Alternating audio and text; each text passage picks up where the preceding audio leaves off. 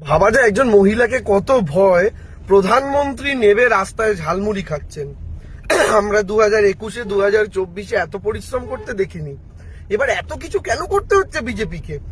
SIR দিয়ে নাম কাটো, আইপ্যাকের মাথার বাড়িতে তল্লাশি চালাও, আইপ্যাকের অফিসে রেড করো, তারপরে আবার কি দেখা গেল, আইপ্যাকের বিভিন্ন জায়গাতে রেড করার পাশাপাশি একজনকে গ্রেফতার করা।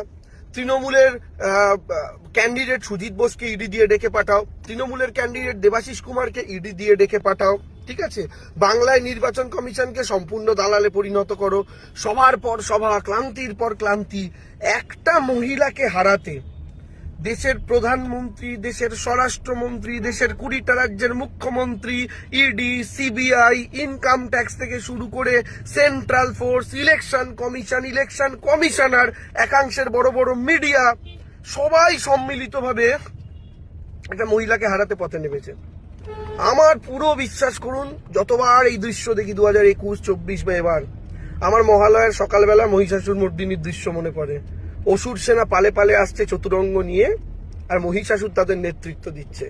মহিষাসুর বলছে, তুমি জলপথে যাও, তুমি স্থলপথে যাও, এইভাবে যাও, যুদ্ধ করো, এই করো, এই করো। কিন্তু ফাইনালি 10 হাত নিয়ে একজন মহিলা গোটা অসুর সেনাকে বিনষ্ট করলেন, এবং শুধু করলেনই না, তাদের সম্রাটকে বধ করলেন। ওটা যদি মহিষাসুর মর্দিনী হয়ে থাকে, আমি 21-এ বলেছিলাম, আবার বলছি, আমার দুর্গা, বাংলার দুর্গা, তিনি মোদি সাহাসুর মর্দিনী। এবং একই দৃশ্য উপভোগ করুন।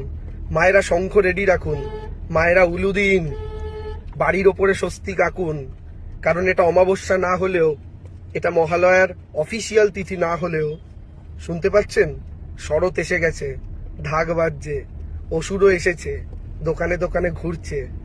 কারণ বধ হওয়ার আগে সেও ইঙ্গিত পেয়েছে যে বাংলার নির্বাচন থেকে তার দিল্লির সিংহাসনের পতন শুরু হবে। জয় বাংলা, জয় মা দুর্গা।